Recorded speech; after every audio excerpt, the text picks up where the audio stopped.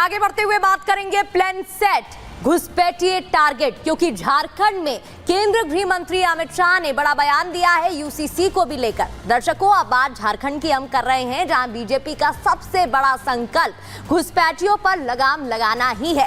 केंद्रीय गृह मंत्री अमित शाह ने झारखंड का घोषणा पत्र जारी किया है, जिसमें कई बड़े ऐलान किए हैं। साथ ही सबसे बड़ा वादा किया है यूसीसी लागू करने का, यानी झारखंड में भारतीय जनता पार्टी सरकार बनती है बीजेपी की तो यूसीसी लाएंगे और घुसपैठियों को भगाएंगे। ये प्लान तैयार कर लिया गया है। अब बस इंतजार है वोटिंग और फिर नतीजों का, जिसके बाद अगर बीजेपी सत्ता में आए तो झारखंड में भी उत्तराखंड वाला मॉडल लागू कर दिया जाएगा। पहले आपको सुनाते हैं कि केंद्रीय गृह मंत्री अमित शाह ने यूसीसी पर क्या ऐलान किया है और आदिवासियों के लिए क्या बड़ी छूट दी है। फिर उसके बाद संकल्प पत्र में किए वादों के बारे में भी आपको जानकारी देंगे।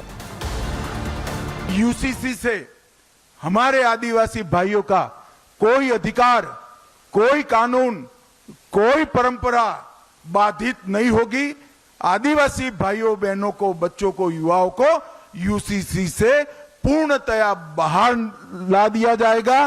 परंतु यूसीसी होगा ही होगा, क्योंकि ये भी एक बढ़ती हुई आबादी रोकने का कारण है। आदिवासियों की आबादी को प्रोटेक्ट करने का एक जरिया है। तो ये तो हुई बात यूसीसी यानी कि यूनिफॉर्म सिविल कोड की, जिसके आने की अटकलें लगातार चल रही हैं। उत्तराखंड में तो भारतीय जनता पार्टी की धामी सरकार ने ये काम पूरा कर लिया है, पर अब तो झारखंड में भी वही तैयारी की जा रही है। दर्शकों, क्योंकि यहाँ बीजेपी ने चुनाव को घुसपैठ और बांग्लादेशी रोहिंग्या पर केंद्रित कर दिया है और इस मामले में सोरेन सरकार फंसती दिख रही है।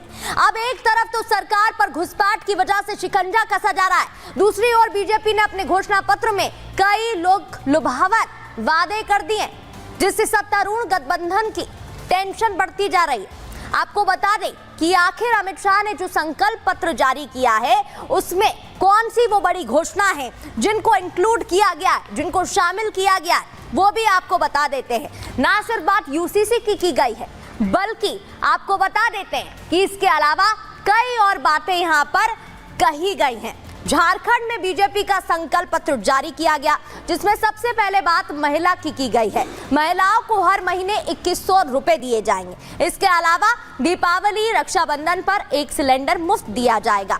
इसके अलावा युवाओं को लेकर क्या कहा गया है कि 5 साल में युवाओं को 5 लाख रोजगार मिलेगा। युवाओं को लेकर आगे कहा कि करीब 3 लाख सरकारी पद पर नौकरियां दी जाएंगी।